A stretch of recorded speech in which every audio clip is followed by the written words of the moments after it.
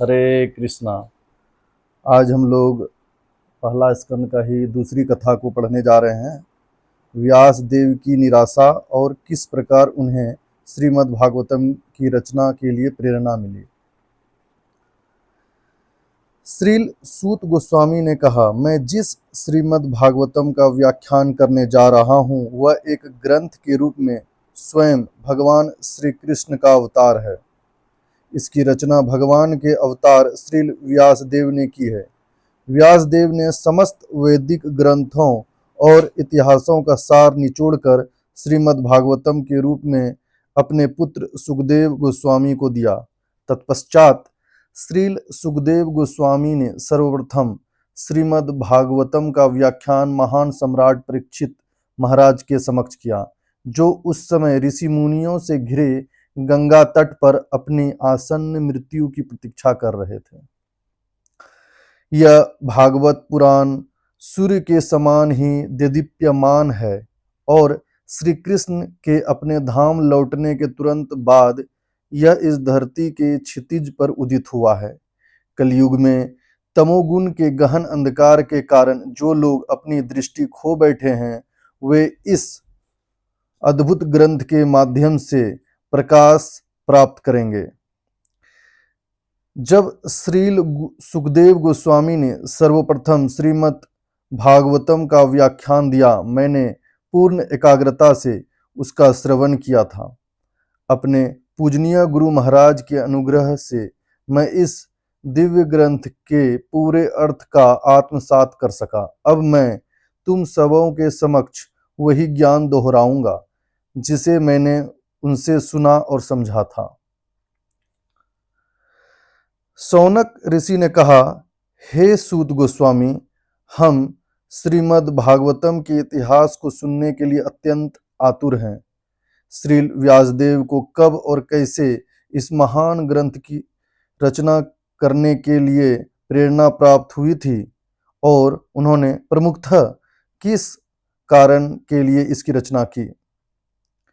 यद्यपि श्रील सुखदेव गोस्वामी एक पागल व्यक्ति के समान दिखते हुए भ्रमण करते थे, अंतःकरण से वे पूर्णतः आत्मज्ञानी थे। हस्तिनापुर निवासियों ने किस प्रकार उन्हें पहचाना, किस प्रकार उनकी भेंट महाराज परीक्षित से हुई और उन्होंने उनके समक्ष पहली बार श्रीमद् भागवतम का व्याख्यान किया। महाराज परीक्षित भगवान के शुद्ध भक्त थे और साथ ही संपूर्ण पृथ्वी के एक छत्र सम्राट भी थे। उन्होंने अपना सर्वस्व त्याग कर मृत्युपरंत गंगा तट पर निवास करने का व्रत क्यों लिया? उस समय वे एक युवक तथा परम शक्तिशाली थे। उनके शत्रु आकर उनके चरणों पर प्रणाम करते और स्वयं अपने भले के लिए अपनी संपत्ति उन्हें भेंट देते थे। फिर ऐसा सम्राट क्यों अपने जीवन सहित सर्वस्व त्यागना चाहता था? महान लोग अपने स्वार्थ के लिए नहीं जीते। महाराज परीक्षित ने भौतिक आसक्ति का लेस भी नहीं था, परंतु फिर क्यों वे अन्यों को आश्रय देने वाले अपने शरीर त्यागने के लिए तत्पर थे। श्रील सूत गोस्वामी ने कहा, वर्तमान युग चक्र सत्य, त्रेता, द्वापर और कलयुग वैवस्व मनु के राज्यकाल का 28वां युग चक्र है। इस युग चक्र में द्वापर और त्रेता युगों का काल बदल जाता है, अर्थात पहले त्रेता युग और फिर द्वापर युग आता है। यह परिवर्तन भगवान श्री कृष्ण के प्रकाट्य के कारण होता है और उस द्वापर की तीसरी संध्या में सत्यवती और महर्षि पराशर पुत्र रूप में श्रील व्यासदेव का जन्म होता है। श्रील व्यासदेव का आश्रम हिमालय पर बद्रिकाश्रम के निकट साम्याप्रास में स्थित है। एक दिन सूर्योदय के समय सरस्वती नदी में स्नान करने के उपरांत श्रील व्यासदेव ध्यानावस्था में नदी के तट पर बैठे थे। त्रिकालज्ञ होने के कारण वे भावी कलयुग में आने वाली विषमताओं को देख पा रहे थे। उन्होंने कलयुग में प्रत्येक वस्तु का पतन होते हुए देखा। वे स्पष्ट देख रहे थे कि इस काल में सतोगुण के अभाव में नास्तिक लोग मंदबुद्धि तथा अस्थिर रहेंगे और इसलिए वे उनके कल्याण की योजनाएं बनाते हुए गहन विचारों में डूब गए। श्री व्यासदेव जानते थे कि वेदों में वर्णित यज्ञ की विधि मनुष्य के कार्यों को शुद्ध करने के लिए समुचित विधि है और इसीलिए उस विधि को सहज सुगम बनाने के लिए उन्होंने एक वेद को 4 भागों में विभाजित कर दिया। साथ ही उन्होंने इतिहासों का वर्णन करते हुए पुराणों की रचना की। उनमें पंचम वेद भी माना जाता है। व्यासदेव ने ऋग्वेद पैल ऋषि को सौंपा, सामवेद जैमिनी को, यजुर्वेद वैशंपायन को, अथर्ववेद अंगिरा को तथा पुराण सूत गोस्वामी के पिता रोमहर्षण को। तत्पश्चात श्रील व्यासदेव ने इन शिष्यों ने यह ज्ञान अपने शिष्यों को प्रदान किया और इसलिए वैदिक ज्ञान अनेक शाखाओं में विभक्त हो गया तथा अनेक गुरु शिष्य परंपराएं स्थापित हो गई। तब श्रील व्यासदेव ने अल्प बुद्धि मनुष्यों के लिए, जिनमें स्त्रियां, शूद्र तथा उच्च वर्गों की पतित वंशज आते हैं, महाभारत की रचना की। परंतु मानव जाति के समस्त वर्गों के लिए अथक परिश्रम करने के बाद भी व्यासदेव ने अपने हृदय में निराशा का अनुभव कर रहे थे। उन्होंने इस विषय पर गहराई से विचार किया और सोचा, मैंने शास्त्रों के सब व्रतों का कठोरता से पालन किया, निष्कपट भाव से वेदों, अपने गुरु महाराज एवं यज्ञ वेदी की उपासना की। मैंने समस्त यम नियमों का बारीकी से पालन किया और महाभारत की रचना करके धर्म नियमों की समुचित व्याख्या की। परंतु इतना सब करने के बाद भी मैं अपने अंतःकरण में एक अधूरेपन का अनुभव कर रहा हूँ। कदाचित यह इसलिए है क्योंकि मैंने भगवान श्री कृष्ण की दिव्य भक्ति की महिमाओं का विशुद्ध रूप से गुणगान नहीं किया है, क्योंकि एकमात्र वही कार्य व्यक्ति की आत्मा तथा भगवान दोनों को संतुष्ट कर सकता है।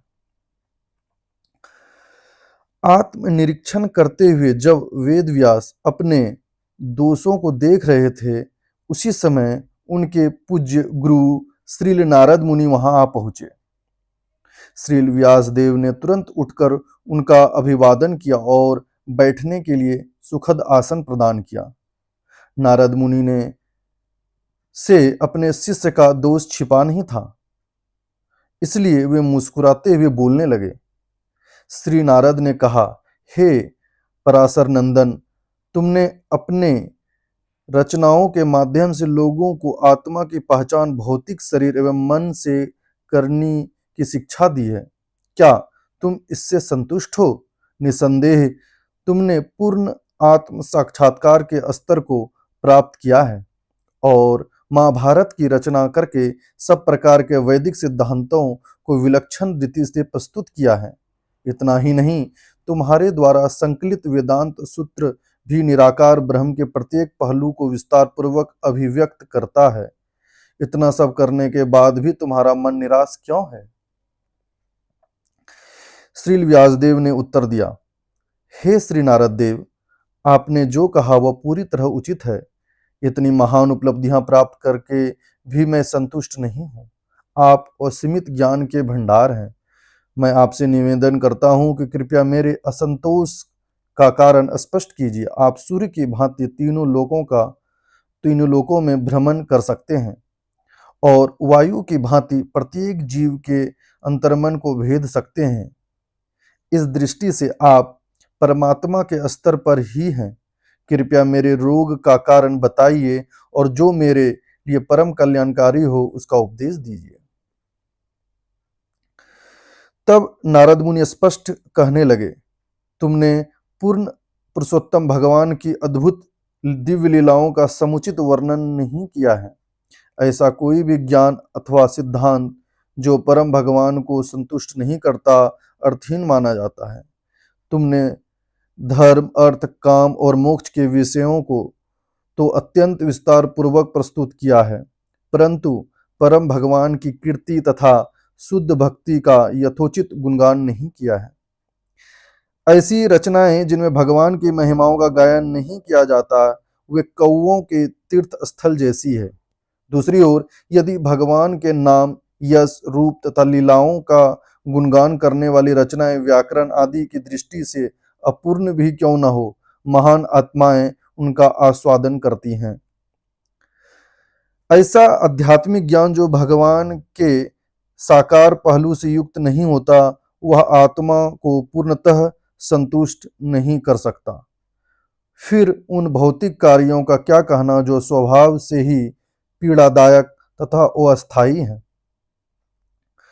शास्त्रों के माध्यम से तुमने भगवत भक्ति के स्थान पर भौतिक कार्यों को प्रस्तुत करके जन सामान्य को सच्चे पथ से भ्रमित किया है।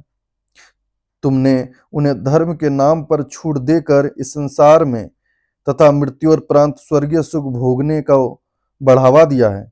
तुम्हारे इस प्रोत्साहन से उनका सांसारिक रोग केवल बढ़ा ही है। इस कार्य ने उनकी आध्यात्मिक प्रगति में एक बहुत बड़ी बाधा खड़ी की है और इसलिए तुम्हारा यह कार्य अत्यंत निंदनीय है। इसके स्थान पर तुम्हें जन सामान्य को शुद्ध भक्ति के पथ पर अग्रसर करना चाहिए था, क्योंकि जो भी इस दिव्य पथ पर चलता है वह कभी भी कुछ खोता नहीं, जबकि भक्ति न करने वाला व्यक्ति इस संसार में सब कुछ प्राप्त करके भी कुछ सार्थक प्राप्त नहीं कर पाता। यदि कोई नवसाधारण भक्ति मार्ग में अपरिपक्वता के कारण गिर भी जाता है तो वह कुछ खोता नहीं है, और चूंकि उसने भक्ति मार्ग के आनंद का एक बार आस्वादन कर लिया है और वह अनुभव उसे भविष्य में पुनः भक्ति मार्ग पर ले जाता है। वह अपनी यात्रा उसी स्थान से आरंभ करता है जहां से उसने छोड़ी थी।